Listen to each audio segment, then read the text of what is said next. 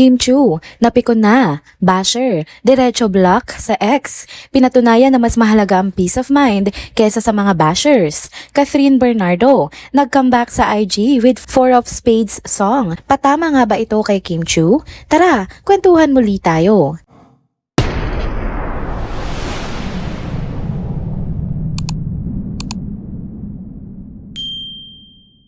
Hello mga ka-trenders! Welcome back muli sa ating channel. Kung bago pa lamang kayo dito, huwag nang kalimutang mag-like, mag-subscribe, at i-hit na rin ang bell notification para lagi kayong updated sa mga balitang trending at napapanahon. Mga ka-trenders, usapang Kim Chu muli tayo ngayon. Alam niyo naman si Kim, hindi talaga nawawala sa spotlight. Minsan dahil sa mga projects niya, pero madalas din dahil sa mga nakakaaliw na bloopers at mga banat niya na biglang nagiging viral online.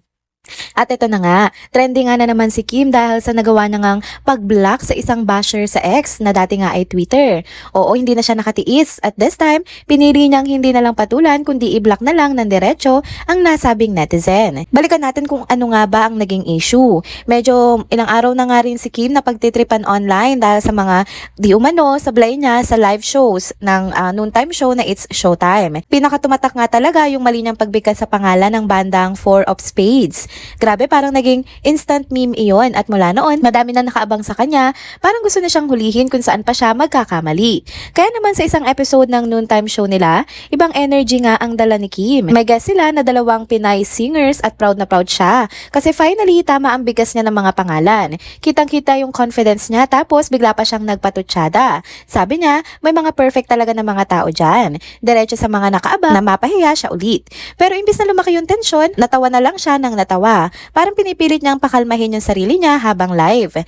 Pero alam niyo naman, kahit anong gawin niya, may ilang netizens pa rin na hindi mapigilang mang-asar, no? At dito na nga siya nag-click ng block button. Yung isang basher, nagulat pa kasi hindi niya akalaing mabablock siya mismo ni Kim. Syempre, umangal pa online. Parang gusto pang patunayan na kaya niyang sagutin si Kim kung hindi lang siya na-block. Ngayon, hindi ito yung first time na nagsalita si Kim patungkol sa issue. Dati na rin, nung binabaha nga siya ng pagpuna dahil sa Four of Spades blooper, hindi na niya kinaya at nagpost na nga siya sa kanyang ex account.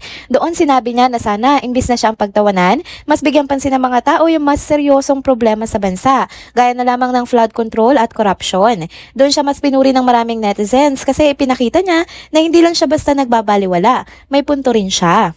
At mga ka-trenders, kung iisipin nyo, hindi lang naman ito yung first blooper na nag-trending nga si Kim. Sino ba ang makakalimot sa sikat na bawal lumabas moment niya, di ba? Nung una, sobrang bash ang inabot niya kasi parang nonsense daw ang sinabi niya. Pero hindi nagtagal, ginawa na niya ito ng kanta at sumikat palalo. Imbis na ikahiya, ginawa pa niyang opportunity at naging patok na patok itong kantang ito online. Bukod pa dyan, meron din yung mga simpleng pagkakamali niya sa Showtime na minsan napapahagalpak na lang siya ng tawa at ang buong studio, yung tipong mali yung nabasa niya sa cue card, tapos nagiging punchline tuloy ng mga co-host niya. Pero imbis na mahiya, nakikisakay na lang siya sa joke, kaya mas lalo siyang nagiging relatable.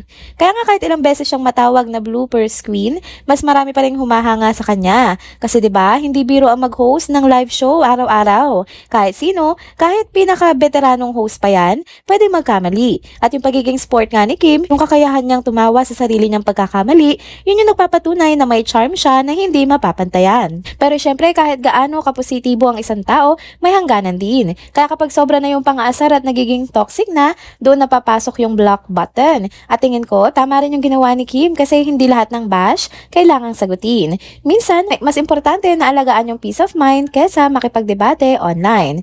At kung fans naman ang pag-uusapan, solid pa rin talaga ang suporta kay Kim. Maraming mga Kim Pao fans at supporters ang palaging nasa likod niya. Kapag may issue siyang ganito, sila yung unang pumupuri na tama lang ang ginawa niya at sila rin yung unang nagtatanggol laban sa bashers. Nakakatuwa kasi kahit anong pang-aasar ang ibato sa kanya, mas malakas pa rin yung positive crowd na nagpapakita ng appreciation at pagmamahal. Yun ang dahilan kung bakit hanggang ngayon, isa pa rin siya sa pinakamatatag na star sa industriya. Sa dulo, ipinakita ulit ni Kim Chu na kahit sikat na artista na siya, tao pa rin siya. May mga pagkakamali, may mga tawa, may mga inis, at minsan may block button na pinipindot para lang matahimik ang buhay. Kaya mga ka-trenders, kung may natutunan tayo dito, siguro ito yun. Hindi lahat ng bagay dapat pinapatulan. Minsan mas masarap nang tumawa ka na lang, mag-move on, at kapag hindi na talaga kaya, i-block na lang, 'di ba? Next topic naman tayo mga ka-trenders. Usap-usapan ngayon sa social media ang isa sa mga pinaka-paboritong aktres ng mga Pilipino at ng mga netizens online. Yan nga si Catherine Bernardo. Pero syempre, hindi rin nawawala sa usapan si Kim Chiu na nadadamay nga dito. So tara, himay-himayin natin ang buong chika. Nitong Lunes nga, sobrang saya ng 20.5 million followers ni Catherine Bernardo sa kanyang Instagram account dahil finally, naging active uli siya sa kanyang social media. Alam niyo naman, kapag medyo tahimik ang idol nila, tapos biglang may bagong upload, automatic na may pa-party vibes sa mga fans. Kung tutuusin, para sa insurance endorsement niya yung post. Pero syempre, hindi na iniintindi ng fans kung ano yung promo. Ang mahalaga, may fresh na larawan si Kath at true enough, nagpasabog siya ng good vibes at positivity. Pero ang pinaka nakaago ng atensyon, yung background music nga na ginamit niya. Yun nga ang kantang Aura ng Four of Spades.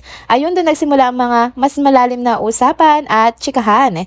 Matagal na nga alam ng mga supporters na fan talaga si Catherine ng Four of Spades, kaya hindi na nakapagtataka kung yan ang pinili niya. Pero dahil may recent na viral moment involving Four of Spades nga at si Kim Chiu, biglang naging mainit na diskusyon nga ito. Flashback tayo, no? Nung isang linggo nga, nag-guest ang banda sa isang noontime show ng ABS-CBN para kantahin ang Aura. After ng performance, nagpasalamat si Kim Chiu on air, pero imbes na Four of Spades ang nasabi niya ay IV of Spades ang lumabas sa bibig niya. Kaya yun, boom, trending agad. Ang bilis kumalat, may mga memes, may banat, at kung ano-ano pa. Pero in fairness naman kay Kim, hindi niya na nga pinatagal. Inamin niya mismo na hindi niya talaga kilala yung banda, kaya nabulol daw siya. At least honest, di ba?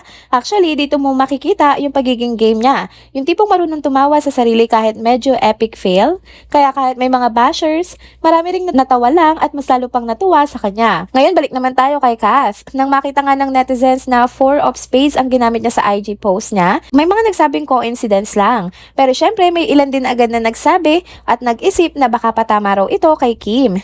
Kung titingnan, yung mga reaksyon online, hati talaga. May fans na nagsasabing wala namang mali siya, fan lang talaga si Catherine ng nasabing banda. May group din mahilig sa intriga kaya pinapalabas na may hidden meaning ito. Pero kung susumahin, mas nangingibabaw pa rin yung excitement ng mga fans ni Kath sa pagbabalik niya online kaysa doon sa mga hinala. At kung tutusin, hindi naman kailangan palakihin. Parang nagkataon lang na parehong naugnay ang dalawang aktres sa iisang banda. Natural lang na paghambingin sila kasi parehong sikat at parehong may solid fan base. Pero ang totoo, pareho silang may kanya-kanyang shine. Si Catherine na laging nagdadala ng fresh at classy vibe sa mga posts niya at si Kim na laging handang magpasaya kahit minsan nagiging viral dahil sa mga candid na moments niya. Ngayon, dagdag kwento lang tayo para mas chill pa ang usapan. Kung babalikan natin, si Catherine nga ay kilala sa pagiging low-key sa social media. Hindi siya yung tipong araw-araw nagpo-post. Kaya kapag nagparamdam siya, big event na agad yan sa kanyang fandom. Kaya nga yung simpleng endorsement post na ito, naging parang comeback post na rin. Samantalang si Kim naman ay opposite. Isa siya sa mga pinaka-active na aktres sa social media. Sanay na siya sa daily interactions with fans, kwela posts, pati vlogs. Kaya kahit may mga bloopers siya, na-own niya yon at nagiging mas relatable siya sa mga tao. Kaya minsan parang balance lang sila. Si Kat yung tahimik pero impact kung magpakita at si Kim naman yung palaging andyan para magbigay energy at good vibes. So kung tutuusin, hindi na nakapagtataka kung pareho sila ugnay nga sa Four of Spades. Si Catherine bilang legit fan at si Kim naman dahil sa kanyang viral blooper. At dahil pareho silang big names sa showbiz, automatic na trending ang kahit anong connection nila sa nasabing banda. Kaya mga ka-chenders, imbis na intrigahin pa natin sina Catherine at Kim, mas maganda sigurong i-celebrate na pareho silang nagbibigay saya in their own ways. And there you go mga ka-chenders, dito na po muna nagtatapos ang ating isa na namang trending video update. Salamat sa inyong pagsubaybay at pagsama sa akin hanggang sa dulo ng video na ito. Pero bago kayo umalis, huwag niyo pong kalimutang mag-like, mag-comment, mag-subscribe at i-hit na rin ang bell notification para lagi kayong updated sa mga balitang trending at napapanahon. Kita-kits po sa susunod na video. Paalam!